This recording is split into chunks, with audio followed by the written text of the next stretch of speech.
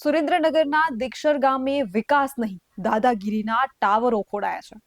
ખેડૂતોના ખેતરમાં પાક લહેરાઈ રહ્યો છે અને એ જ ખેતરમાં પોલીસ બંદોબસ્ત સાથે ખાનગી કંપનીના વીજ ટાવરો ઘૂસી રહ્યા છે। વાત એટલી જ નથી અટકતી, પરંતુ દીક્ષર આજુબાજુના ખેતરોમાં 800 કેવીની હેવી વીજ લાઈન નાખવા પાવર ગ્રીડ ખાનગી કંપનીએ નોટિસ કે જાણ વગર સીધી કાર્યવાહી શરૂ કરી હોવાના ખેડૂતો આક્ષેપ પણ કરી રહ્યા છે। રવિ પાકની વાવણી થઈ ચૂકી છે, ખેતરમાં ઊભા પાકને નુકસાન થઈ રહ્યું છે, છતાં કંપનીના કર્મચારીઓ ખેડૂતોને કોઈ જવાબ આપ્યા વગર કામ કરી ચાલતી જે છે કામગીરી છે એમાં તેઓ દખલ કરી રહ્યા છે અને ખેડૂતોને હેરાન પરેશાન કરી રહ્યા છે। ખેડૂતો વિરોધ કરે તો જવાબ નહીં, વાત પૂછે તો મૌન અને ટાવર ઊભા કરવા માટે પોલીસ બંદોબસ્ત સાથે જબરદસ્તી કરવામાં આવી રહી છે। પ્રશ્ન એ છે કે શું વિકાસના નામે ખેડૂતોના હક પર બુલડોઝર ફેરવી શકાય? શું ખાનગી કંપની કાયદાથી ઉપર છે અને શું ખેતર હવે કંપનીની મિલકત બની ગઈ છે? નમસ્કાર, આપનું સ્વાગત છે BS9 ટીવી ન્યૂઝ ઉપર અને હું છું આપની સાથે કાજલ સુવા।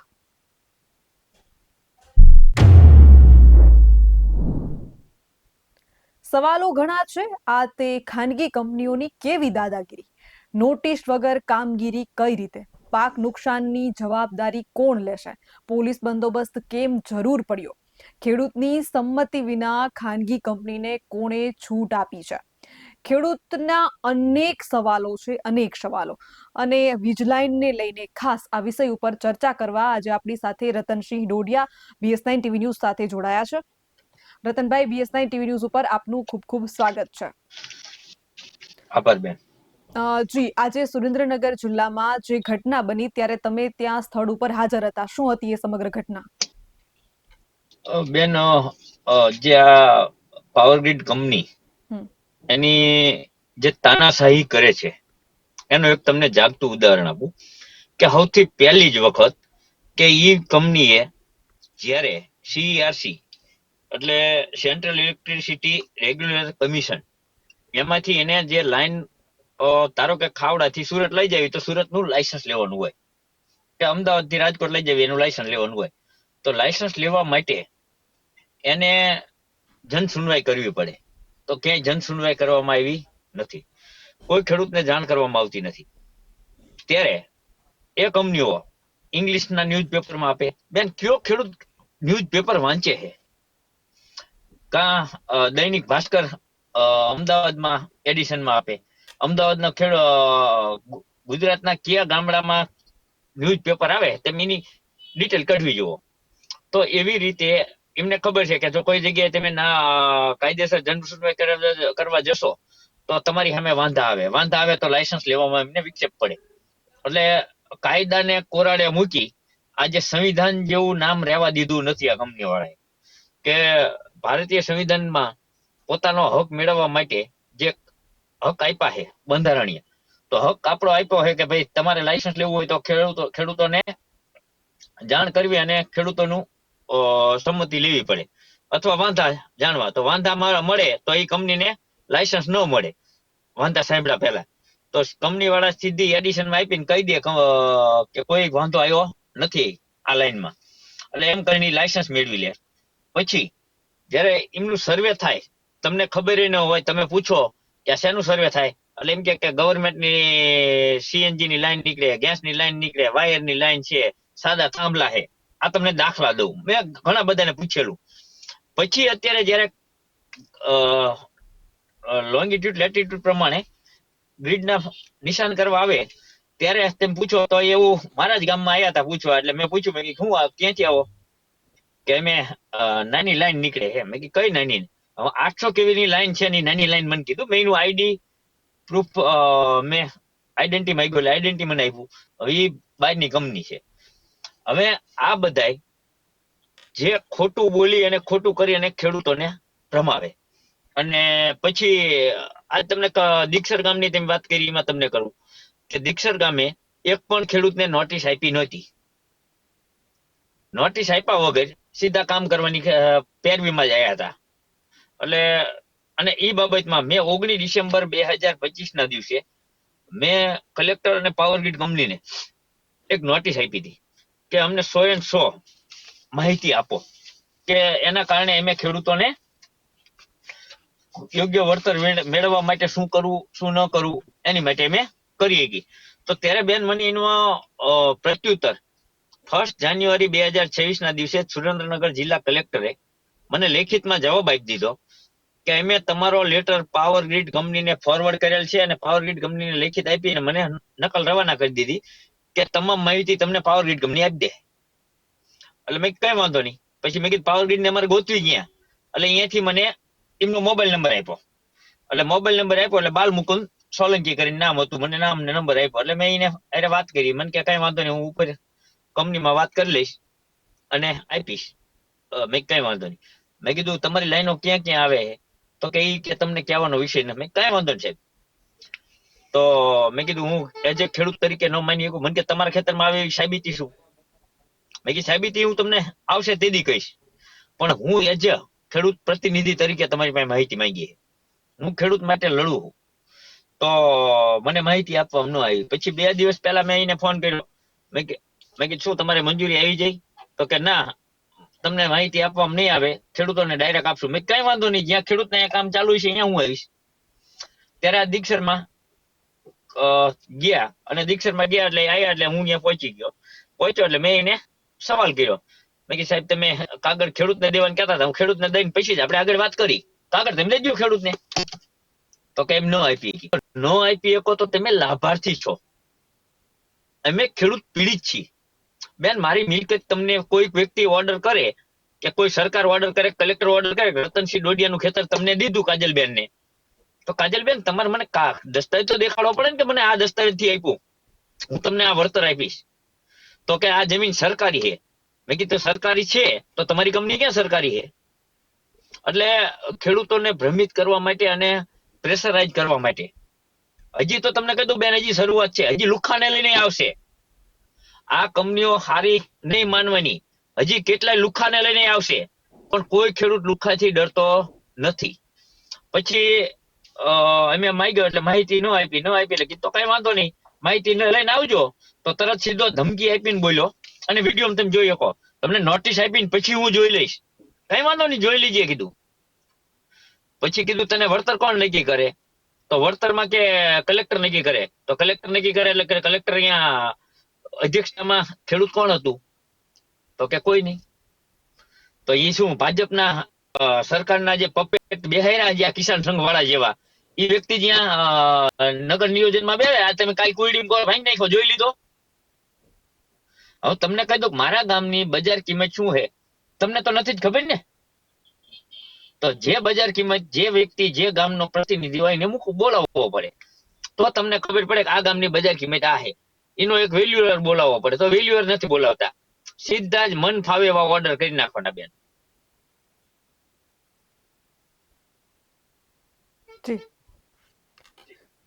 રતનભાઈ, સવાલો અનેક છે, પરંતુ એક કિસાન સંઘનું તમે અહીં જે ઉલ્લેખ કર્યો, કિસાન સંઘે કુંડળીમાં ગોળ ભાંગવાની કાલની તમે વાત કરી, આમાં વીજલાઇનને લઈને મુદ્દો પણ હતો. કિસાન સંઘ જે 12 તારીખે ગાંધીનગરમાં શક્તિ પ્રદર્શન કરવાનું હતું, એમાં આ મુદ્દાને આવરવામાં આવ્યો હતો. અને ગઈકાલે કદાચ તમે ડિબેટ જોઈ હોય તો કિસાન સંઘનો જવાબ શું મળ્યો એ પણ તમે સાંભળ્યું હશે, કે પહેલા તો કોઈ મીડિયાની સામે આવવા તૈયાર જ નહોતું. ખેડૂતોની 21 માંગોને લઈને જે આંદોલન અને શક્તિ પ્રદર્શનની જે વાત કરી રહ્યા હતા, તેમને રદ કરી દીધું. એટલે ખેડૂતોનો ક્યાંક ને ક્યાંક વિશ્વાસઘાત થયો હોય ખેડૂતો સાથે, એ આપણે જોયું ગઈકાલે. હવે સવાલ એ છે કે ખેડૂતો આખરે લડવું છે, પણ કઈ રીતે લડવું? એ ખેડૂતોને હવે એ દિશા તરફ જવું છે, પણ જવું કઈ રીતે? કારણ કે પરેશ ગોસ્વામીનું આપણે આંદોલન જોયું, ત્યાં તમે પણ હતા રતનભાઈ અને હું પણ હતી, કે બિન રાજકીય આંદોલન એમણે શરૂ કર્યું, તો કૃષિ મંત્રી સાથે મુલાકાત કરી દેવામાં આવી અને આંદોલન ધીમું પડી ગયું. ત્યારબાદ આપણે જોયું કડધા કાંડમાં પણ કે જે નેતાઓએ અવાજ ઉઠાવ્યો તો એ જેલવાસ ભોગવી રહ્યા છે. એટલે ક્યાંક ને ક્યાંક ખેડૂતોની પાખને ભાંગવાનો પ્રયત્ન થઈ રહ્યો છે. કચ્છનું જોયું, કચ્છમાં પણ કિસાન સંઘની એન્ટ્રી થઈ અને રસ્તાનો ચક્કાજામ કરવામાં આવ્યું. એટલે ક્યાંક ને ક્યાંક જે ખાનગી કંપનીઓ છે એ પ્રશાસનની આડમાં જ આ કામ કરી રહી છે. તો પ્રશાસનને પણ સીધો સવાલ છે કે શું તમારા માટે ખેડૂતો કરતા ખાનગી કંપનીઓ વધારે મહત્વની છે? અને હવે સવાલ એ છે કે તમને કંપની તરફથી લેખિત નોટિસ કે અગાઉની કોઈ જાણ આપવામાં ખેડૂતોને આવે છે કે નહીં? ખેડૂતો નોટિસને લઈને શું કહી રહ્યા છે? તમે જાઓ છો, ખેડૂતને મળો છો, તો ખેડૂતો શું કહે છે નોટિસને લઈને? અને રવિ પાક અત્યારે વાવેતર થયું છે, શિયાળુ પાકનું, તો રવિ પાકમાં જ્યારે વીજ કંપનીઓ ખેતરોમાં ઘૂસીને થાંભલા ખોડે છે, તો રવિ પાકને કેટલું નુકસાન થઈ રહ્યું છે? બેન, આજે તમે નોટિસની વાત કરી. આવો જ તમને એક તમને કિસ્સો કહું. હળવદ તાલુકાના ઘનશ્યામપુર ગામે 50 થી 60 લાખ રૂપિયાનો વીઘો જમીન ભાવ છે. હવે ઈ ગામની અંદર એને 25 વીઘામાં આંબા વાવેતર છે હાલમાં, એને 4 વર્ષના આંબાના છોડ છે. તો 4 વર્ષના આંબા છે એ જગ્યા ઉપર કંપની વાળા ટાવર લાઈન નાખવા સીધા પહોંચી ગયા હતા. હવે તમે નહીં નોટિસ, નહીં વળતર, નહીં જવાબ અને નહીં જવાબ કઈ કહેવાનું. પછી એ ખેડૂત કલેક્ટર પાસે ગયો, તો ત્યારે કલેક્ટરના અધિક કલેક્ટરે એવું કીધું કે આ જમીન સરકારી છે. તો પણ સરકારી છે તો લઈ લ્યો ને, તો તમે ખેડૂતની જમીન શું કામ કયો? ખેડે એની જમીન તમે કીધી શું કામ? તો સરકારની જમીન છે. તો હવે ઈ કલેક્ટરને એટલી નહીં ખબર પડીતી હોય કે એ કંપનીનો માણસ છે કે પબ્લિકનો છે? તમે વિચારે જેવી વસ્તુ છે. એક કંપનીને સાચવવા માટે 800 ગામડાની લાઈનો નીકળશે, એટલે એક લાઈન નીકળે એટલે સામાન્ય તમે 2000 થી 2500 ની થાંભલાની આસપાસ આવશે વીજપોલ. હવે 2000 થી 2500 વીજપોલ વાળાને ખેડૂતને અન્યાય કરવાનો અને એક જ કંપનીને સાચવવાની, તો આ કઈ જગ્યાનો ન્યાય કયો? અને બીજી વાત કરી તેમ કિસાન સંઘની અને આંદોલનની, તો બેન આમાં આંદોલનમાં પોતાના બળે લડાય. તમે રતનસિંહના બળે કે કાજલબેનના બળે લડવા ન નીકળતા. ખેડૂતે પોતે બળ કરવું પડશે. રતનસિંહ કાલ વેચાઈ જશે. તમારે જાગૃત થવું જોઈશે. તમારો હક મેળવવા માટે તમારે જાગૃત થવું જોઈશે. રતનસિંહ કાલ વેચાઈ પણ જાય છે. બીજા વેચાઈ ગયા છે અને કાલ હું વેચાઈ જઈશ. તો તમે તમારા પગ ઉપર નિર્ભર નહીં રહ્યો તો તમે કેટલા દિવસ કોકના ભરોસે જીવશો? બેન, મહત્વની વાત, કોઈ નેતા, કોઈ રાજકીય આગેવાન કે કોઈ ખેડૂત પ્રતિનિધિ કોઈના ભરોસે પોતાના ચૂલા હળગે નહીં. તમારે તમારા ચૂલા હળગાવવા હોય અને તમારે તમારા બાળકોનું ભવિષ્ય વિચારતા હોય તો તમારે બહાર નીકળવું પડશે. મારા ઉપર તમને કહી દઉં કે કઈ પણ કરે. આજે કડદા કાંડ માને પરેશ ગોસ્વામીને એને બેહાડી દીધા. તો હવે એમનું તો ભવિષ્ય બગડી ગયું. હવે તમને કહી દઉં ખેડૂતનું શું, તો તમે એ જગ્યાએ બધા ખેડૂત નેતા હોત તો, એટલે પોતે પોતા માટે લડવા તૈયાર થાવ તો જ વસ્તુ પતે. તમે કોઈને રતનસિંહના ભરોસે નહીં રહેવાનું. કાલ મને કોઈ પ્રેશર આવશે તો મને મારો સમાજ આવશે, આ આવશે, તે આવશે. હું કોઈથી ડરતો નથી, પણ મને બેસાડવાની કોશિશ કરશે. એવી રીતે બધાને તમારે તૈયારી જ રાખવાની. રતનસિંહ કાલ બેસી જવાના છે. રતનસિંહના ખંભે બંદૂક ન ફોડતા. તમારે તમારી તાકાત હોય ને તો જ લડજો. આ મારું કહેવાનું ફાઇનલ. અને દરેક ખેડૂતે તમને કીધું બેન, મોંઘા મૂલી તમે માણા ઘરાણા જો વેચી દેતા હોય અને ગૃહિણીના ઘરાણા વેચી દે, મકાન વેચી દે, ખેતર નો વેચતો હોય ખેડૂત, અને તમે એટલું વિચાર કરો તમે અત્યાર સુધીમાં જેટલા 323, 500, 4, 6 ના જે કેસ થયા ને મારીના, અને જેટલા ખેડૂતના કેસ રે ને સીધા હાટું એક ઇંચ ને એક ફૂટ ને માર્ગ હાટું જ થયા છે બેન. તો તમને કહી દઉં કંપનીનો એક થાંભલો નીકળે 5, 7 વીઘા લઈ લે અને આખી જમીનની પથારી ફેરવતા જાય, તો આ ખેડૂત કઈ રીતે સહન કરશે? અને 2 કંપનીને સાચવવા. અને કંપની પાસે પૈસા, બેન તમને કહી દઉં કંપનીના બાપના નથી. આ કંપની પાસે પૈસા રે પબ્લિકના જ પૈસા છે. ધારો અદાણી પાવર છે તો અદાણી પાવર શેર નથી બહાર પાડ્યા, તો અદાણી પાવરના શેર તમારા મારા નથી. તો આ પૈસા પબ્લિકના હે, પબ્લિકનું ઇન્વેસ્ટ છે, તો એમાં રોકવામાં એને શું વાંધો? તો ખેડૂતને પૂરું વળતર આપો. અથવા સરકાર પાસે જમીન છે, મેં કાલે એને પ્રશ્ન જ કર્યો, મને કે સરકારી જમીન છે. મેં કીધું સરકારી જમીન છે તો પુનઃવસવટ માટે સરકારી કંપની છે, તો સરકાર જ્યાં જમીન એક્વાયર કરે એ જમીન સંપાદન પ્રમાણે જ્યાં ગામમાં બીજી જગ્યા હોય એ જગ્યા આપવાની, એવો નિયમ છે જ. તો જમીન સંપાદન કરીને અમને જમીન સાથે જમીન આપી દો, બીજી અમને વાંધો નથી, અમારા પૈસા નથી જોતા. એટલે આ બધું કંપનીને કમાઈ દેવા માટે જ આ છે. આ કરતા નેપોલિયન બોનાપાર્ટ સારો હતો બેન. આ ટૂંકમાં સમજી જાઓ. જી. રતનભાઈ, તમે સુરેન્દ્રનગર ગયા હતા આજે. સુરેન્દ્રનગરના ખેડૂતોને એક પોલ દીઠ કેટલું વળતર મળી રહ્યું છે અને તમારા મત મુજબ એક પોલ દીઠ ગુજરાતના તમામ ખેડૂતોને કેટલું વળતર મળવું જોઈએ? બેન, તમને સ્પષ્ટ વાત કરું કે કોઈ પણ વ્યક્તિ, મારા ઉપર જ કહું કે મારું 20 વીઘાનું ખેતર છે, આજ મિનિમમ 10 લાખ થી નીચે તો ક્યાંય જમીન છે જ નહીં ને ગુજરાતમાં. 10 લાખ થી માંડીને કરોડ સુધીનો વીઘો છે. તો 10 લાખ રૂપિયાનો વીઘો ગણો તો એક થાંભલો આવે એટલે 7 થી 8 ગુઠા જમીન જાય એવરેજ. એટલે એને ગુણ્યા અડધો વીઘો ગણી લ્યો તો અડધો વીઘો ગણી લ્યો એટલે 5 લાખની જમીન થઈ. એને ગુણ્યા 4 એટલે 20 લાખ રૂપિયા થાંભલાનું વળતર મળવું જોઈએ. થાંભલાનું વળતર મળ્યા પછી એ જે થાંભલાની વીજ લાઈન નીકળે તો એમાં 8 વીઘા જમીન જાય છે. તો 8 વીઘા જમીન જે જતી હોય એનું તમે કોરિડોર બનાવી નાખ્યો, અહીંયા તો તમારે જમીનનું કોઈ મળવાનું જ નથી. એમાં હમણાં કઈક કાલના પેપરમાં મેં જોયું હતું કે અહીંયા તમે શેરડીનો પરાળ કે તમે કોઈ સાચું કઈ નહીં હરગાવી શકો. વાહ, અમારું ખેતર, તમે અમને વળતર આપતા નથી અને હરગાવવાનું નહીં. તો હવે એનું 4 ગણું વળતર મળવું જોઈએ. અને ઈ જે વળતર મળે પછી ડિમેન્ડિંગ ઓફ લેન્ડ કે જે ઈ જમીનમાં લાઈન નીકળવાથી પાછળની 12 વીઘા જમીનનું કિંમત ઘટી જાય છે, ઈ કિંમતનું વળતર આપવાની કાયદામાં જોગવાઈ છે. ઈ કાયદેસર મળવું જોઈએ તો જ ખેડૂતો સુખી થઈ શકે. નહીતર કંપની જે તમને કહી દઉં કે આજે વિશ્વની નંબર 1 કંપની, વિશ્વની નંબર 1 કંપની, તો તમને કહી દઉં અદાણીના પોર્ટે આ સરકાર કેવી તો તમને જોતા. અહીંયા ગામમાં એક દારૂ પીને પોટલી પીને રખડતો હોય એને પૂરી જામીન લે. અદાણી પોર્ટ ઉપર 3,000 કરોડના 5,000 કરોડના ડ્રગ્સ મળે, એને કેમ નો લીધા? બેન, મારા ખેતરની માલિક, અને જો સરકારને હું ચોખ્ખું કહું આપના માધ્યમથી, અદાણીના પોર્ટ ઉપરથી અદાણી ઉપર કાર્યવાહી ન થતી કાલે હું મારી વાડી ઉપર હું દારૂ ધંધો કરી શકીશ? મારી વાડી ઉપર ડ્રગ્સનો ધંધો કરી શકીશ? આ બેન કાયદા નાના ખેડૂત માટે જ છે. આ એક ખેડૂતની મોટામાં મોટી ભૂલ છે કે આમની સામે અવાજ નથી ઉઠાયો. કાયદા નાના ખેડૂત માટે જ છે. બેન, મારી મિલકતની અંદર એક ગાંજાનો છોડવો મળશે તો મને સજા થશે. અદાણીના પોર્ટ ઉપરથી ટેન્કર મળે છે, ત્યાં કોઈ દિવસ અદાણી નામ આવ્યું? અદાણીના કોઈ માણસને તમે કોઈ દિવસ ન્યૂઝમાં સાંભળ્યા?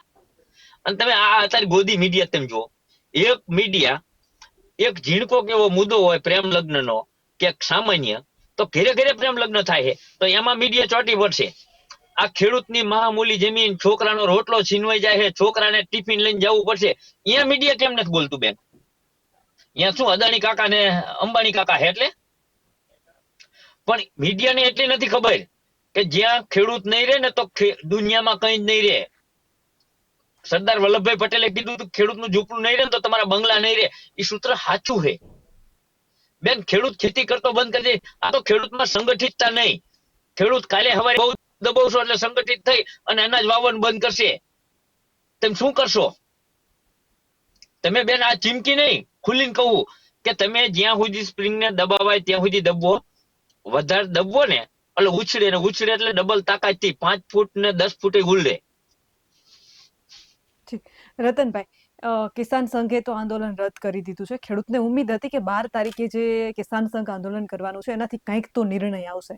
એને મેં કાલે સવાલ કર્યો હતો લાઈવમાં. કિસાન સંઘના જે પ્રમુખ હતા આ બધાને મેં કોલ કર્યો હતો, મંત્રી છે, તો એ બધાનો એવો જવાબ હતો કે દેવું તો અમારી માંગ હતી જ નહીં. શું ખેડૂતો ઉપર દેવું નથી? અને શું દેવાનો પ્રશ્ન ખેડૂતોનો નથી? ઉદ્યોગપતિઓના દેવા માફ થાય છે તો ખેડૂતોના દેવા માફ કેમ નહીં? બેન, ઉદ્યોગપતિ એમને પેકેજ પહોંચાડતા હોય, ખેડૂત શું પહોંચાડે?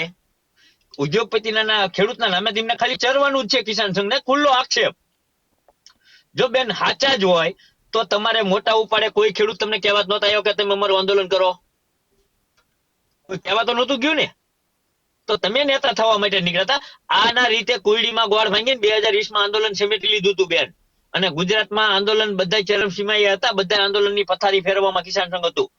અને કિસાન સંઘ એટલે ભાજપની બી ટીમ છે, બરોબર? એ કોઈ કેક નો કે. મને જયારે 2 ભાઈના ફોન આવ્યા હતા એટલે કે કિસાન સંઘ, તો કિસાન સંઘ મેં દીદી કીધું તું, કિસાન સંઘ કીધું કોઈ દિવસ ઘોડી પાદર સુધી નહીં પહોંચે. અહીંયા 100 દિવસ સુધી ઓલું કરતા હતા, અટકાયત કરે અને રમત રમતા હતા હંતા કુકડી જેવી. હવારે લઈ જાય સાંજે મૂકી જાય, લેવાય મૂકવાય ખેડૂત નહોતા આવતા. ત્યારે ખેડૂતના આગેવાન પાલભાઈ, પ્રવીણ પટોડિયા, જયેશ પાલ આ બધા ગયા. અને ત્યારે મેં વિડીયો જોયો હતો. ત્યારે પોલીસને કીધું હતું ભાઈ આમને તમે આવી રીતે સન્માન સાથે લાવવાના હોય, તો એ બધું સન્માન કે ખેડૂતને આપવું એ કિસાન સંઘને નથી ખબર પડતી. આ ના વસ્તુ તમને કહી દઉં બેન, દુનિયાની ભારતની માલિકા અન્ના હજારે, બાબા રામદેવ, અને આ કિસાન સંઘ આ બધા એક જ છે. આમાં કોઈ વ્યક્તિના વિશ્વાસમાં રહેવાય નહીં. હું તમને તેમાં જ કહું છું કે મારો વિશ્વાસ ન કરતા, આ જાહેર માધ્યમથી કહું. તમારે હક લેવો હોય તો તમને એવું લાગે કે રતનસિંહ આજ જરાક મારું મૂક્યું તો તમારે ખુલ્લીને તમારે બહાર નીકળી જવાનું. હું તમને કહું કાજલબેન આમાં થાંભલો નાખવા દેવો પડશે, સરકાર છે ચાલશે નહીં તો તમને ખબર પડી જાય કે રતનસિંહ ગયા. એટલે તમારે કોઈનું આ મારા ઉપર જ આક્ષેપ લઉં છું. એટલે બેન આમાં પોતે પોતા માટે લડવું પડશે. કિસાન સંઘ તો કે જે કોઈ, અને કિસાન સંઘની તમને વાત કરું, 10 ડિસેમ્બરના દિવસે ખેડૂત પ્રતિનિધિ તરીકે હું ગયો હતો. જયેશભાઈ હતા, એટલે હેમંત વીરડા હતો, પાલભાઈ હતા, બીજા 3-4 ધારાસભ્ય હતા. અમે બધા આ ખેડૂતો માટે પોલીસ પ્રોટેક્શન આપે એની માટે અમે ડીજી સાહેબને મળ્યા હતા, વિકાસ સહાયને. ત્યારે વિકાસ સહાય સાહેબે કીધું એમાં કોઈ વસ્તુ નથી બેન. હવે અહીંયા 4 પોલીસનું બંદોબસ્ત હોય ને 40 જણા અહીંયા હાજર રાખતા સ્થળ ઉપર, અને તરત પોલીસ બંદોબસ્ત હટાવી લીધો. અને તરત જ કિસાન સંઘને ખબર પડી કે હવે આ ખેડૂત આગેવાનો બધા આવશે અને કિસાન સંઘની પોલ ખુલ્લી થશે. તરત જ એમને 7 કલાક રસ્તા બંધ કર્યા. બેન તમે કોઈ ખેડૂત 3 કલાક રસ્તો બંધ કરી જુઓ, ખબર પડે. હાઈવે નહીં, આ તો કચ્છ થી માંડી અને બોમ્બે, મહારાષ્ટ્ર, એટલે દિલ્હી, આખા દેશની ધોરી નસ છે એ હાઈવે. હળવદ વાળો જે હાઈવે રહ્યો ને માળિયા વાળો, બેન આખો નસ છે. હવે એ જે દુખતી રગ ઉપર જો એમને 7 કલાક બંધ રહ્યું હોય અને કલેક્ટર અહીંયા હાજર થયા હોય એટલે આ બેન બધું સ્ટન્ટ છે. પોતે પોતા માટે લડવા માટે સક્ષમ થઈ જાઓ. ન મળતું હોય કોઈ વ્યક્તિને તો તમને હું બેન બધા ખેડૂતને 2 હાથ જોડીને વિનંતી કરું છું કે અત્યારે આ દુનિયા ડિજિટલ યુગની છે. અમે 9 નપાસ જ છીએ, અમે 8 પાસ નહીં કઈ, બરોબર. એટલે ગૃહમંત્રી જેટલું હું ભણેલો છું. એટલે બેન અત્યારે ડિજિટલ યુગની અંદર તમે જેમીની ડાઉનલોડ કરી લ્યો, જેમીનીને પાદરું પૂછવાનું ગુજરાતીમાં વાત કરી શકશો એટલે તરત કહેશે કે હું ગુજરાતીમાં વાત કરું. પછી તમારે પૂછવાનું કે પાવર ગ્રીડ લાઈન આવે છે તો અમારે શું કરવું, તો તમને બધો જવાબ દે છે. તમે જે પૂછો એ પ્રશ્નનો જવાબ દે. તમારે રતનસિંહની શું જરૂર છે, તમારે કાજલબેનની શું જરૂર છે, અને આ બધી મીડિયાની શું જરૂર છે. અત્યારે તમારે લડવા માટે તમે કહો કે મારે આંદોલન કરવું છે તો મારી ઉપર કઈ કલમ લાગશે, તમને આ જેમીની જ કહેશે. અને ગુજરાતીમાં પોપટ જીમ બોલે છે તો તમારે કોકની જીભથી ન બોલશો, તમે પોતાની જીભથી બોલવા શીખો. રતનભાઈ, આટલું બધું થયું, તમે કીધું ખેડૂતોએ જાતે જ જાગૃત થવું પડશે. શું ખેડૂતોએ હવે ગાંધીનગર જાતે જ આવવું જોઈએ? બેન ગાંધીનગર કોઈને જવા દેવાના નથી. ખાલી જવા દીશે તો જવા દેવાની હું એલાન કરું, હું કોલ આપું કે ગાંધીનગર જઈશું એટલે મને ને તમને બેને પકડી લે. એટલે આપણે બે નેતા અહીંયા પડ્યા રહી એટલે ખેડૂત એકલા જવાના નથી. એટલે ગાંધીનગર જવાથી કોઈ રસ્તો નથી નીકળવાનો. તમે કાયદાકીય લડાઈ લડો, તમે વિરોધ કરો, એ વસ્તુ સાચી. અને ન થાય તો છેલ્લે પછી આપણી પાસે હથિયાર આવે જ છે. હમણાં સ્થાનિક સ્વરાજની ચૂંટણી બેન, ભાજપ કોંગ્રેસ આપ જઈ તેલ પીવા, ખેડૂતનો પ્રતિનિધિ ઉભો રાખે ને એને ઠોકો. ગામો ગામ ખેડૂતના નેતા હે જ. ગામો ગામ ખેડૂતનો તમને સારો લાગે તેમ ગામમાં સરપંચ કરી લો, તેમ કોઈ પૂછવા જાવ કોંગ્રેસનો ભાજપનો કે આપનો, તો એ સરપંચ તમારે આજ નથી ઉભો રહેતો. મૂકો ને બધાને તડકે. અત્યારે તમને કહી દઉં તાલુકા પંચાયત આવે, હું તો તાલુકા પંચાયત 4 ગામ વચ્ચે તાલુકા પંચાયત 4 ગામનો એક જણ તમને નહીં મળે. અને દોને ઈને મત અને બનાવો નોખી તાલુકા પંચાયત, બનાવો જિલ્લા પંચાયત. સરકાર શું બધા બેન્ડ વળી જાય. બેન તમારે 1 રૂપિયાનો ખર્ચો નથી, કઈ જ કરવાનું નથી. તમારે એક વ્યક્તિને ગામમાંથી મીટિંગ કરી, 4 ગામ હોય 5 ગામ હોય, જિલ્લા પંચાયત 10 ગામ હોય, 10 ગામમાંથી ભેગા કરીને કહેવાનું કે ભાઈ કાજલબેન તમે અમારા માટે લડો હો, તમે આવતા રહ્યો, બરોબર, અમે ખુલીને તમને સમર્થન. હવે તમે એક તાલુકા પંચાયત પાડી દો, જિલ્લા પંચાયત પાડી દો, એમની પાસે છે શું? એવું નથી. આ બંધારણમાં બધું છે, તમને લડતા આવડવું જોઈએ.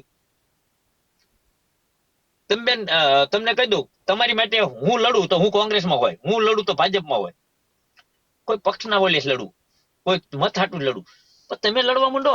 અને તમે આમને તો હું તો એમ કહું કે ગામમાં બોયકોટ કરો અને કહી દો ભાઈ અમારે મત દેવાનો, અમારો અપક્ષ ઉમેદવાર, અપક્ષમાં બંધારણમાં સત્તા છે, બંધારણમાં નિયમ છે જ તે તમે અપક્ષને ચૂંટી શકો છો અને તમારો પ્રતિનિધિ મોકલી શકો ગાંધીનગર સુધી, દિલ્હી મોકલી શકો છો.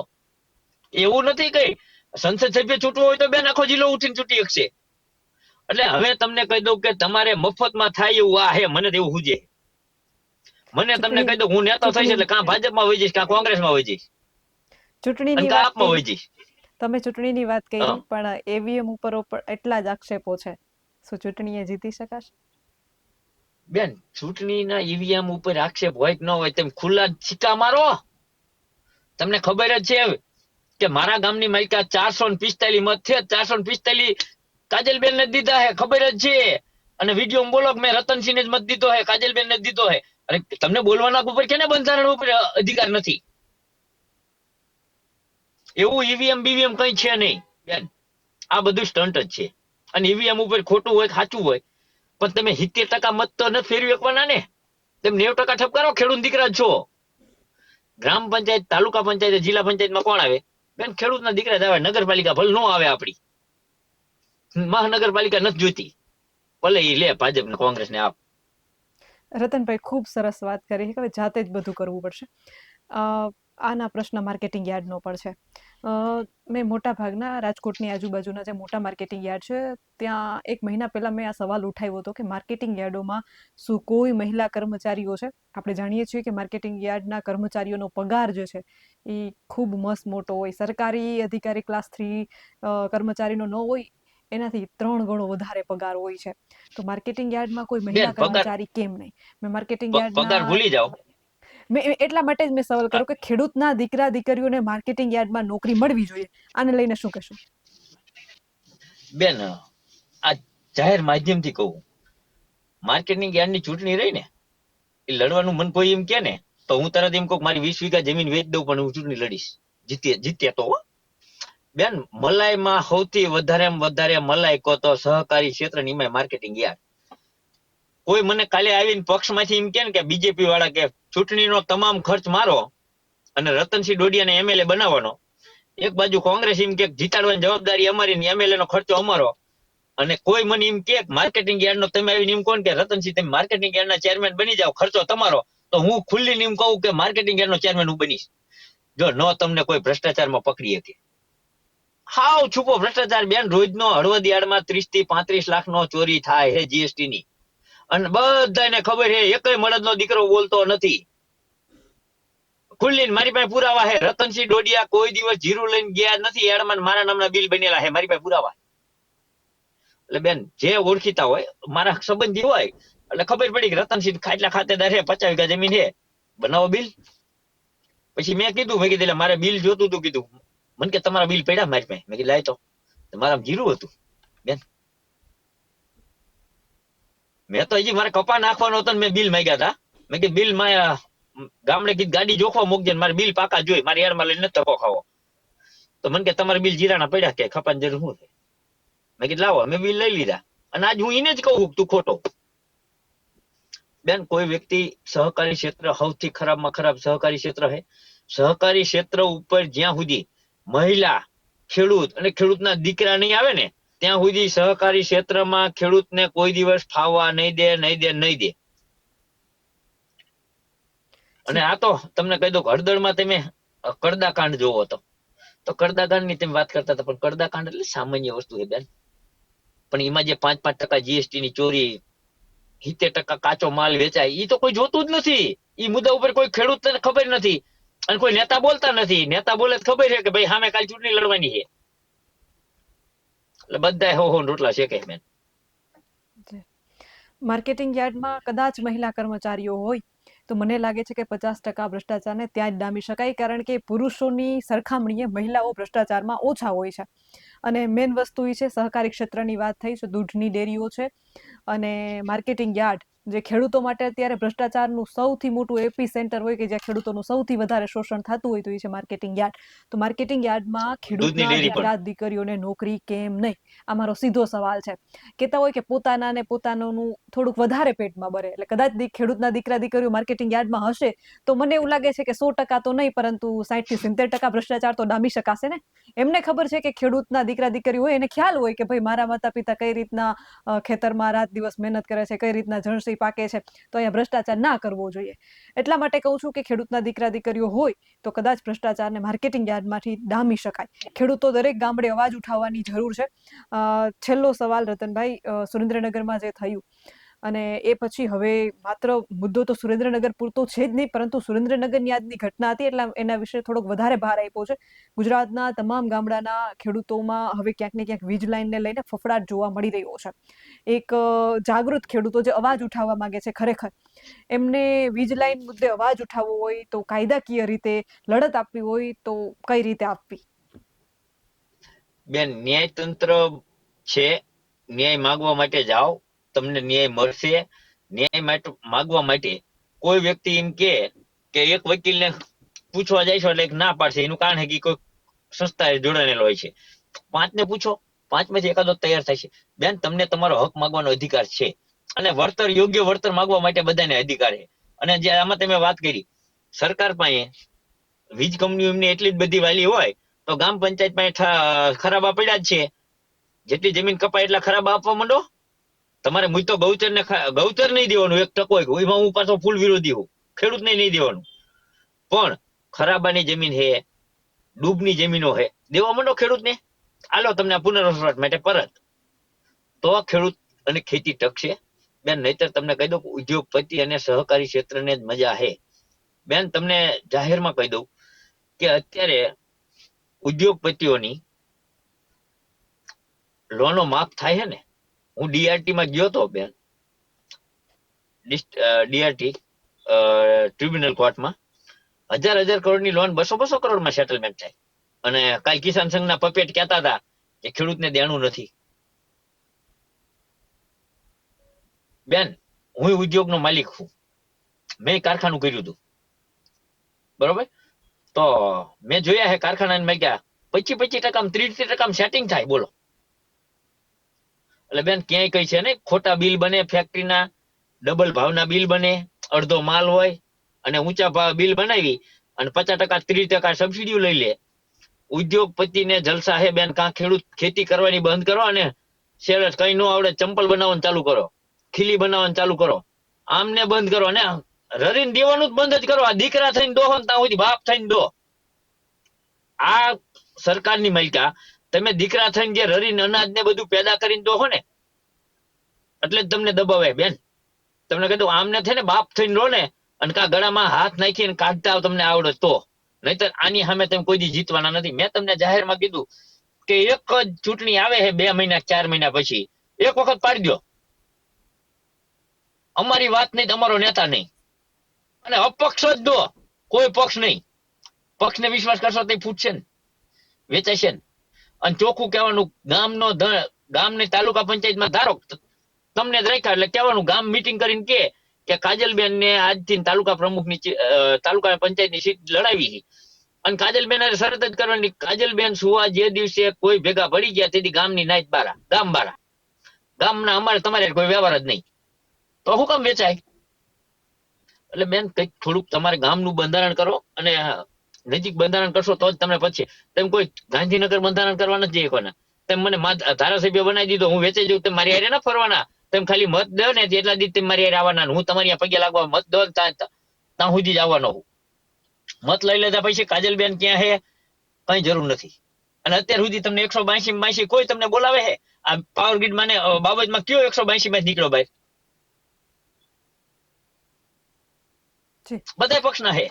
જી રતનભાઈ, ખૂબ સરસ વાત કરી અને પારદર્શિતાથી એટલી સ્પષ્ટ ચોખ્ખી વાત કરી છે, ખેડૂતોને સમજવા જેવી, ખરેખર વિચારવા જેવી રતનભાઈ આપની વાત છે. તમે ખૂબ લડત આપી છે, ખૂબ જાગૃત ખેડૂત આગેવાન છો, ગૌચર મુદ્દે ખૂબ લડત આપી છે.